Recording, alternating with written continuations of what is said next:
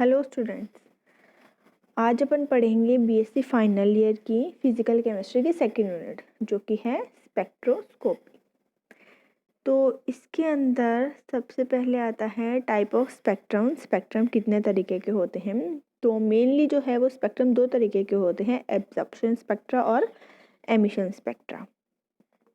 ठीक है, तो एब्जॉर्प्शन स्पेक्ट्रा के अंदर तो क्या होगा, विकिरण का अवशोषण होगा, और एमिशन के अंदर जैसे कि नाम से पता ही चल रहा है विकिरण का उत्सर्जन होगा। एब्जॉर्प्शन स्पेक्ट्रा और एमिशन स्पेक्ट्रा यानी कि अवशोषण स्पेक्ट्रम और उत्सर्जन स्पेक्ट्रम। तो एब्जॉर्प्शन स्पेक्ट्रा के अंदर है विकिरण अवशोषित की जाती है इसमें, और जो जिस विकिरण का अवशोषण नहीं होता उस विकिरण का जो है वो रंग अपन को दिखाई देता है उस पदार्थ के अंदर। जैसे एग्जांपल है कॉपर सल्फेट है, ये ब्लू बैंड देता है, और पोटेशियम क्रोमेट जो है वो रेड कलर का बैंड अपन को देता है, यानी ये इस कलर की जो है विकिरण को अवशोषित नहीं करते। किसी भी पदार्थ का रंग क्या होता है, जिस तरंग दैर्ध्य या फिर जिस इलेक्ट्रोमैग्नेटिक रेस को वो अवशोषित करता है, ठीक है, तो उसका तो अवशोषण हो गया, तो वो कलर तो अपन को दिखता नहीं है। तो रंग किस तरीके से होता है किसी भी पदार्थ का, जो जिस विकिरण को वो अवशोषण नहीं करता है उस रंग का वो अपन को दिखाई देता है। फिर नेक्स्ट है इसमें एमिशन स्पेक्ट्रा। एमिशन स्पेक्ट्रा के अंदर है कि अधिक गर्म करने पर होता है ये, यानी कि अधिक गर्म करने पर क्या होगा, उत्सर्जन हो जाएगा विकिरणों का। किसी गैस के विद्युत विसर्जन, अधिक गर्म करने पर किसी गैस में विद्युत विसर्जन किया जाता है तो प्रकाश क्या होता है, उत्सर्जित होता है, और इससे जो अपन को स्पेक्ट्रम मिलता है, यानी ये जो उत्सर्जित विकिरण है इनको अगर अपन किसी पर्दे पर या किसी प्लेट पर अपन अध्यारोपित करते हैं तो अपन को जो स्पेक्ट्रम मिलता है वो एमिशन स्पेक्ट्रम कहलाता है। इसमें जो है वो माध्यम स्रोत का कार्य करता है, ये कंटिन्यूअस होता है, लाइन होता है, या फिर बैंड तरीके का होता है, यानी ये या तो सतत होगा या रेखीय होगा, और या फिर बैंड के रूप में अपन को इसका स्पेक्ट्रा दिखाई देगा। फिर नेक्स्ट इसमें टॉपिक आता है बॉर्न ओपेनहीमर अप्रोक्सीमेशन। अब बॉर्न ओपेनहीमर अप्रोक्सीमेशन है आपके एनर्जी से रिलेटेड।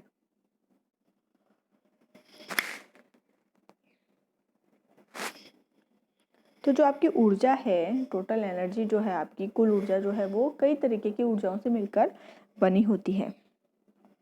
जैसे इसमें दिखा रखा है बॉर्न ओपेनहीमर अप्रोक्सीमेशन में कि जो एनर्जी है E is equal to e t plus e are plus E nu plus E e. तो ई टी यहाँ पर है ट्रांजिशन एनर्जी यानी कि स्थानांतरण ऊर्जा, ई आर है यहाँ पर रोटेशनल एनर्जी यानी कि घूर्णन ऊर्जा, ई न्यू है यहाँ पर या फिर ई वी भी बोल सकते हैं इसको, वाइब्रेशनल एनर्जी यानी कि कंपन ऊर्जा, और ई ई है यहाँ पर इलेक्ट्रॉनिक एनर्जी यानी कि इलेक्ट्रॉनीय ऊर्जा। ठीक है, तो इसके अंदर क्या है, इसके आगे देखिए क्रम दे रखा है जिसमें ई ई जो है वो मैक्सिमम होती है, फिर ई न्यू होती है, उसके बाद ई आर होती है, और ई टी जो होती है यानी कि ट्रांजिशनल एनर्जी गतिज ऊर्जा,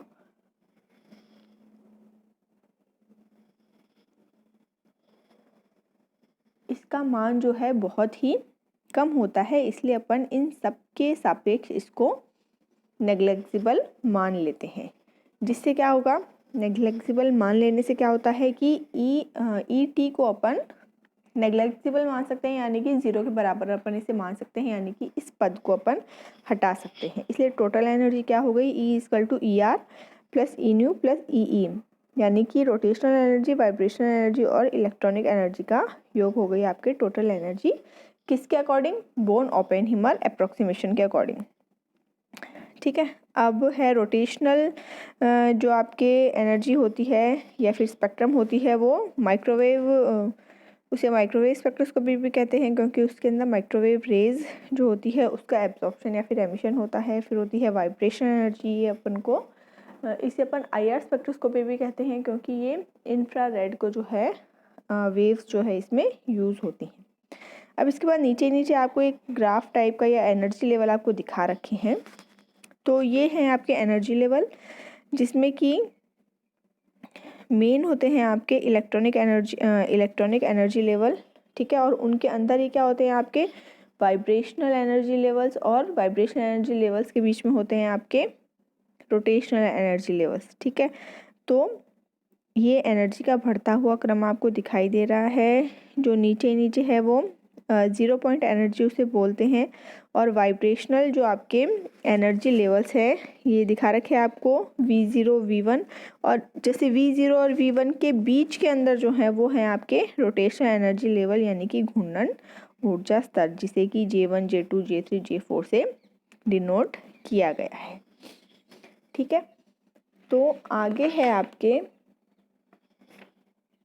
तो इसमें अपन ने क्या पढ़ा स्पेक्ट्रोस्कोपी में कि मेन इसके दो टाइप होते हैं, एब्जॉर्प्शन और एमिशन, उत्सर्जन और अवशोषण, जो कि नाम से ही पता चल रहा है। एब्जॉर्प्शन स्पेक्ट्रा के अंदर इलेक्ट्रोमैग्नेटिक रेज का क्या होगा, आपके एब्जॉर्प्शन होगा, और एमिशन के अंदर क्या होगा, उत्सर्जन होगा। फिर आता है बोन ओपेनहीमर अप्रोक्सीमेशन, जो कि कई तरीके की एनर्जी से मिलकर टोटल एनर्जी मिलती है, जिसमें अपन ट्रांजिशनल एनर्जी या फिर गतिज ऊर्जा को नेग्लिजिबल मान सकते हैं। तो टोटल एनर्जी केवल 3 एनर्जी के बराबर हो गई, इलेक्ट्रॉनिक ऊर्जा, कंपन ऊर्जा और घूर्णन ऊर्जा के बराबर।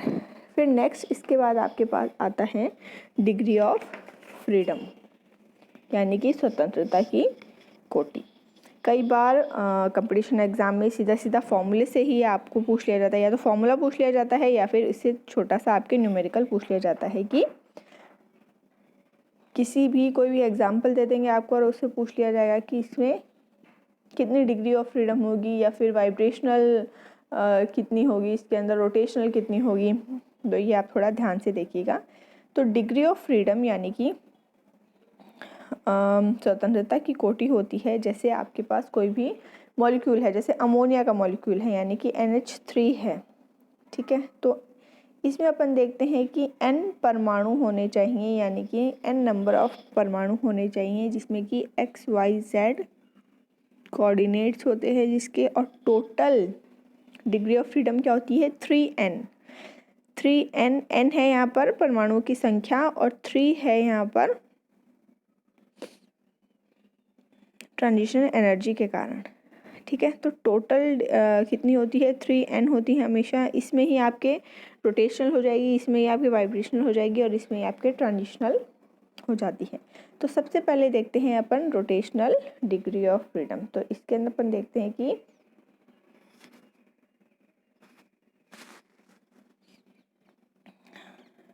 पहला है रोटेशनल, इसमें है 3 घूर्णन होते हैं इसमें, इसलिए 3 रोटेशनल इसको कहा जाता है।